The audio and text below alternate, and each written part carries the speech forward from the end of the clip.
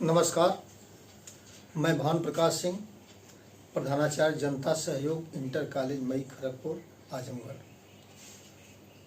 प्यारे बच्चों, आज 6वें दिन की कक्षा में आप सभी का स्वागत है।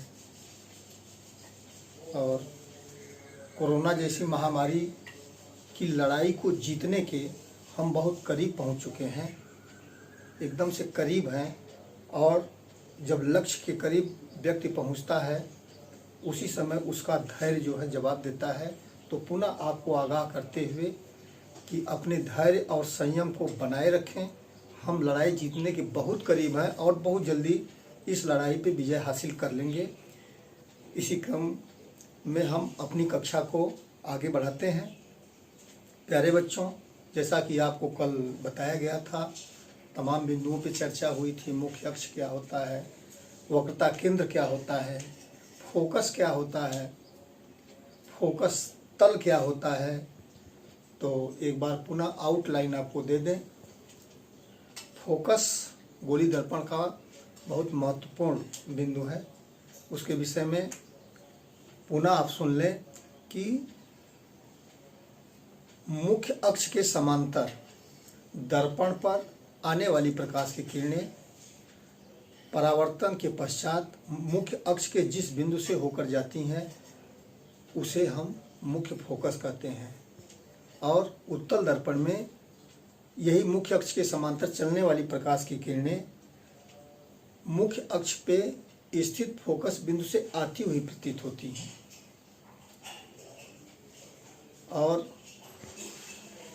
आप चित्र में देखिए, ये मुख्य अक्ष है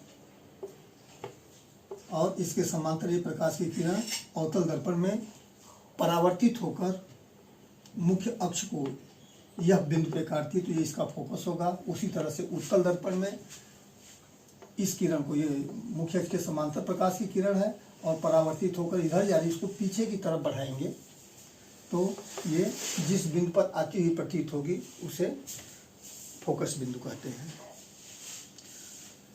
कल का अंतिम टॉपिक था फोकस दूरी और वक्रता त्रिज्या में संबंध।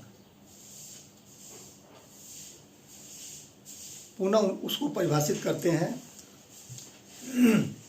फोकस दूरी और वक्रता त्रिज्या में संबंध क्या होता है? किसी भी गोली दर्पण की फोकस दूरी उसके वक्रता त्रिज्या की आधी होती है। जैसे अगर किसी गोली दर्पण की वक्रता त्रिज्या मान लेते हैं 40 सेंटीमीटर है, तो फोकस दूरी 40 का आधा यानी 20 सेंटीमीटर होगा। अब आगे बढ़ते हैं। गोली दर्पण द्वारा प्रतिबिंब बनाने के नियम, इसके 3 नियम हैं। प्रथम नियम जो है, 3 नियमों में से हम प्रतिबिंब बनाने के लिए किन्हीं 2 नियमों का प्रयोग करते हैं। तो पहला नियम आप जान लें, ये जानते भी हैं, फोकस वाले टॉपिक में आपको चर्चा भी किया गया है। प्रथम नियम ये है कि मुख्य अक्ष के समांतर, ये मुख्य अक्ष है, इसके समांतर चलने वाली प्रकाश की किरणें परावर्तन के पश्चात हमेशा गोली दर्पण के फोकस से होकर जाती हैं। या ये अवतल दर्पण के लिए और उत्तल दर्पण के लिए कि मुख्य अक्ष के समांतर आने वाली प्रकाश, चलने वाली प्रकाश की किरणें परावर्तन के पश्चात उत्तल दर्पण के फोकस बिंदु की ओर आती हुई प्रतीत होती हैं। ये पहला नियम है। मुख्य अक्ष के समांतर चलने वाली, जनरल में आप जान लीजिए कि मुख्य अक्ष के समांतर चलने वाली प्रकाश की किरणें हमेशा उनके जाने का रास्ता फोकस बिंदु से होगा। माने वो जब भी जाएंगी फोकस बिंदु से ही होकर के जाएंगी, चाहे वो अवतल दर्पण हो या उत्तल दर्पण हो। फर्क बस इतना ही है कि अवतल दर्पण में वास्तव में उस बिंदु से जाती हैं और उत्तल दर्पण में उस बिंदु की ओर जाती हुई प्रतीत होती हैं। और द्वितीय नियम इसका क्या है? इसी का उल्टा, इसी का व्युत्क्रम, व्युत्क्रम मीन्स उल्टा होता है। चित्र यही रहेगा, हम बस केवल इसकी दिशा बदल देंगे। द्वितीय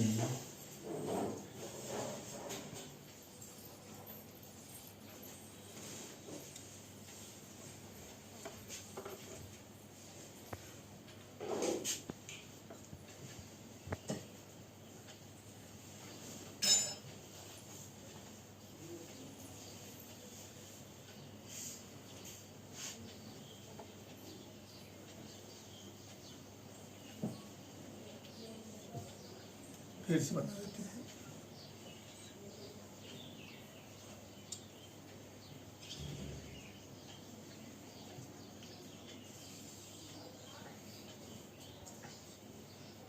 द्वितीय नियम क्या होता है? जो प्रथम नियम है उसका ठीक उल्टा द्वितीय नियम है। मतलब कि अगर कोई प्रकाश की किरण फोकस से होकर के जा रही है,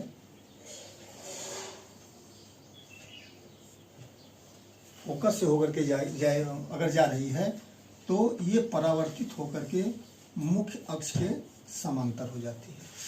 प्रथम नियम में हमने बताया था कि मुख्य अक्ष के समांतर आने वाली प्रकाश की किरणें फोकस से होकर के जाती हैं, तो इसका ठीक उल्टा, इसका ठीक व्युत्क्रम होगा कि फोकस से आने वाली प्रकाश की किरणें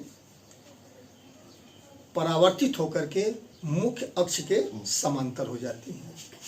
ऐसे ही उत्तल दर्पण में भी होगा।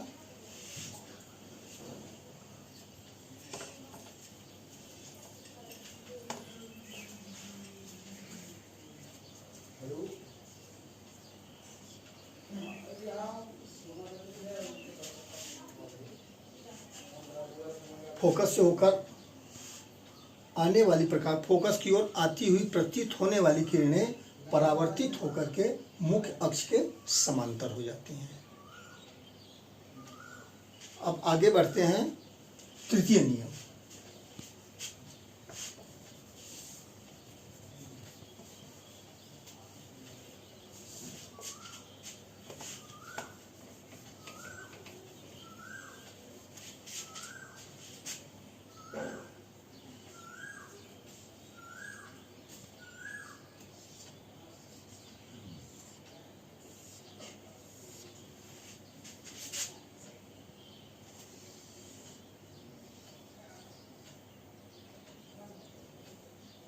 ये मान लेते हैं अवतल दर्पण है, ये यहाँ पे इसका ध्रुव है और यहाँ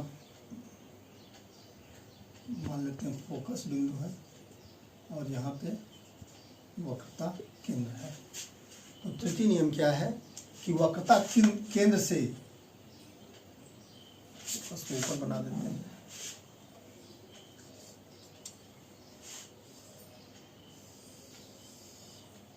वक्रता केंद्र से आने वाली प्रकाश की किरणें दर्पण से टकराने के पश्चात परावर्तित होकर के जिस दिशा से आई रहती हैं उसी दिशा में वापस लौट जाती हैं। ये अवतल दर्पण के लिए है।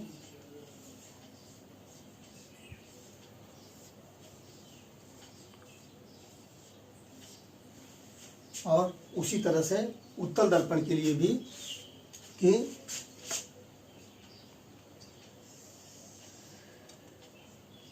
ये उत्तल दर्पण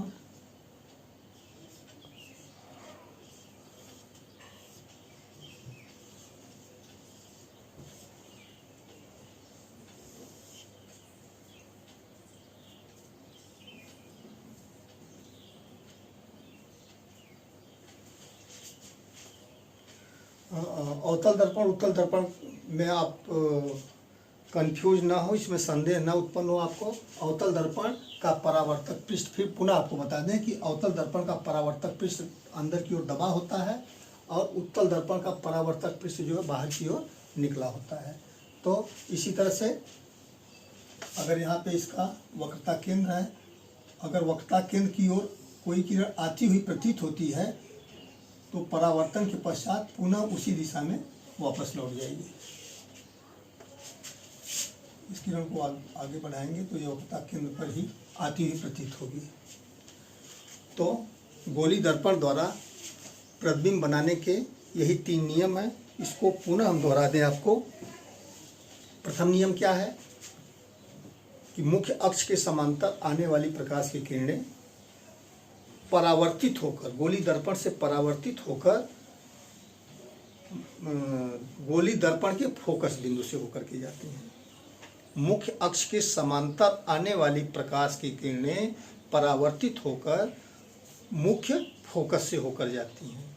द्वितीय नियम क्या है? मुख्य फोकस से आने वाली प्रकाश की किरणें गोली दर्पण द्वारा परावर्तित होकर के मुख्य अक्ष के समांतर हो जाती हैं। और तीसरा नियम क्या है, तृतीय नियम क्या है कि वक्रता केंद्र से आने वाली प्रकाश की किरणें गोली दर्पण द्वारा परावर्तित होकर अपने मार्ग पर वापस लौट जाती हैं। और गोली दर्पण द्वारा प्रतिबिंब बनाने में इन्हीं 3 नियमों में से किसी 2 नियम का प्रयोग करके हम प्रतिबिंब की स्थिति, आकार और प्रकार ज्ञात करते हैं। तो अगला टॉपिक होगा कि गोली दर्पण द्वारा प्रतिबिंब का बनना।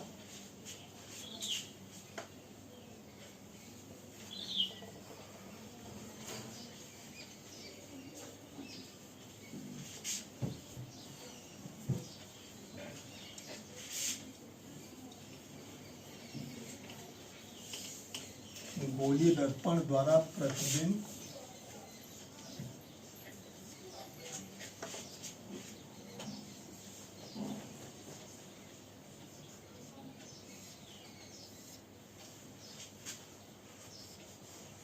तो हम सबसे पहले जो है गोली दर्पण जो है 2 प्रकार के होते हैं। तो अवतल दर्पण द्वारा प्रतिबिंब का बनना। इसके बाद हम उत्तल दर्पण के विषय में बताएंगे, उत्तल दर्पण द्वारा कैसे प्रतिबिंब बनता है। तो गोली दर्पण चूंकि 2 प्रकार के होते हैं, तो पहले जो हम अध्ययन करेंगे कि अवतल दर्पण द्वारा प्रतिबिंब का बनना।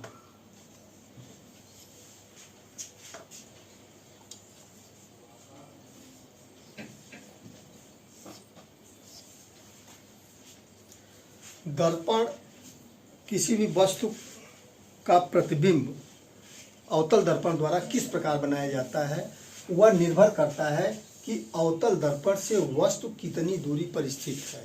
माने अवतल दर्पण और वस्तु की दूरी पर वस्तु के प्रतिबिंब की स्थिति निर्धारित होती है। और इसमें हम पहली स्थिति का अध्ययन करेंगे। पहली स्थिति है, कुल 6 स्थितियों का अध्ययन करेंगे, जिसमें पहली स्थिति है स्थिति 1।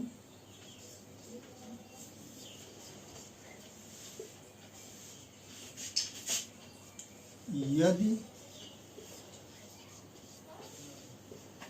वस्तु अनंत पर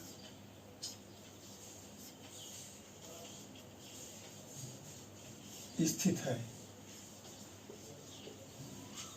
अनंत माने जिसका कोई अंत न हो। यदि वस्तु जो है अनंत पर स्थित हो तो अवतल दर्पण द्वारा उसका प्रतिबिंब किस प्रकार बनाया जाएगा। इसके लिए हम मान लेते हैं ये अवतल दर्पण है।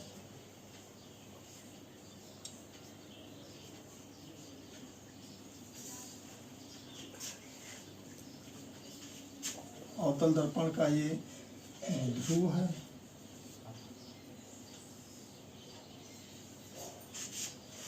मान लेते हैं वस्तु बहुत दूर स्थित है, यहाँ पे स्थित है, दर्पण से बहुत दूर स्थित है।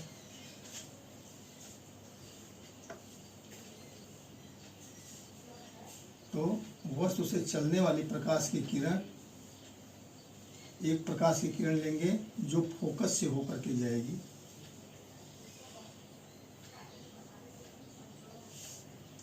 और हमने बताया कि फोकस से होकर के जाने वाली प्रकाश की किरणें दर्पण द्वारा परावर्तित होकर के मुख्य अक्ष के समांतर हो जाती हैं। और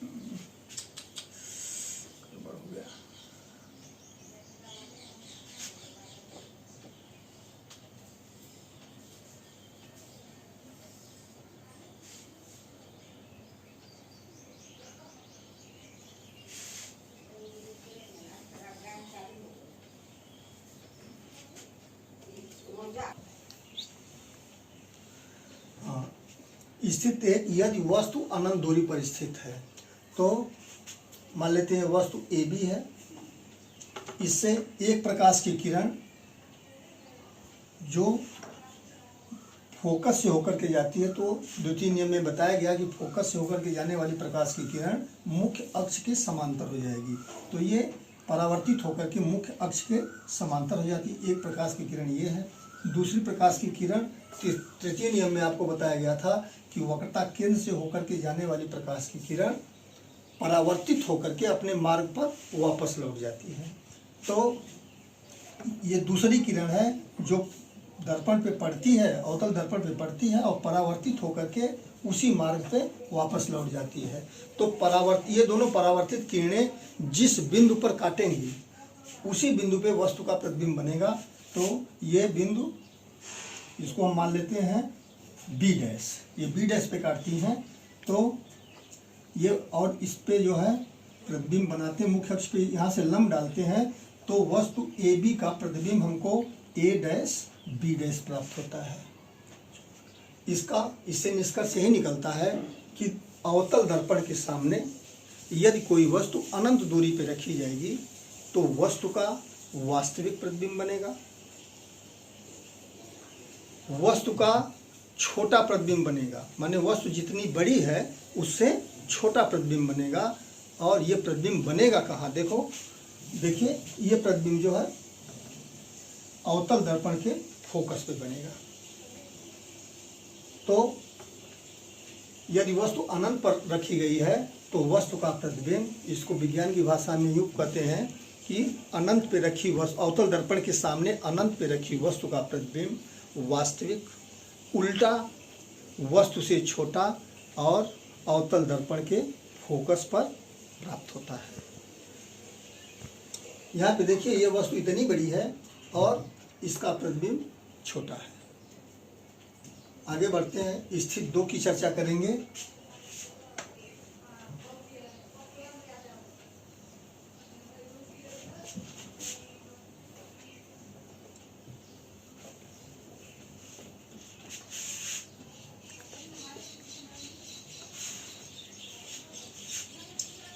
यदि वस्तु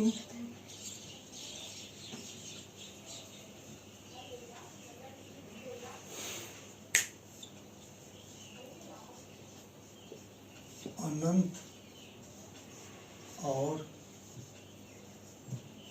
वक्रता केंद्र के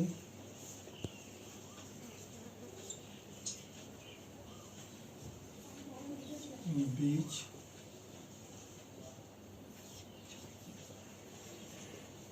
स्थित है। द्वितीय स्थिति 2 की चर्चा करते हैं। यदि वस्तु अनंत और वक्रता केंद्र के बीच स्थित है, या इसको यूँ कह लें कि वस्तु वक्रता केंद्र के पीछे स्थित है, तो वस्तु ए बी से चलने वाली एक प्रकाश की किरण जो मुख्य अक्ष के समांतर है परावर्तित होकर के फोकस से होकर के जाएगी, और दूसरी प्रकाश की किरण हम लेते हैं वक्रता केंद्र से जो परावर्तित होकर के अपने मार्ग पे वापस लौट जाएगी। ये दोनों प्रकाश की किरणें यहाँ एक दूसरे को बी डैश बिंदु पे काटती हैं और यहीं पे वस्तु का प्रतिबिंब बनता है ए डैश बी डैश। इस प्रतिबिंब की स्थिति देखिए, ये प्रतिबिंब जो है सी और एफ के बीच स्थित है। सी क्या है, वक्रता केंद्र है, और एफ क्या है, फोकस बिंदु है। तो अनंत और वक्रता केंद्र के बीच स्थित वस्तु का प्रतिबिंब, अनंत और वक्रता केंद्र के बीच स्थित वस्तु का प्रतिबिंब अवतल दर्पण द्वारा कहाँ बनाया जाता है, वक्रता केंद्र और फोकस के बीच बनता है, और यह प्रतिबिंब वास्तविक होता है, वस्तु से छोटा होता है। पुनः सुन लें कि अनंत और वक्रता केंद्र के बीच स्थित वस्तु का प्रतिबिंब अवतल दर्पण द्वारा वक्रता केंद्र और फोकस के मध्य बनता है, जो वास्तविक और छोटा होता है। तो आज के लिए बस इतना ही। कल हम जो है स्थिति 3 की चर्चा करेंगे, स्थिति 4 की चर्चा करेंगे, स्थिति 5 की चर्चा करेंगे और 6 स्थितियाँ हमने बताया कि इसमें 6 स्थितियों द्वारा 6 स्थितियों में प्रतिबिंब बनता है। और आशा है आप अध्ययन कर रहे होंगे। घर पे बैठे अध्ययन करिए, सामाजिक दूरी बनाए रखिए और हाथों को बार बार साबुन से धोते रहिए। ईश्वर आपको स्वस्थ रखें, व्यस्त रखें और अध्ययन में आप अपनी रुचि बनाए रखें। इसी आशा एवं विश्वास के साथ अलविदा। धन्यवाद।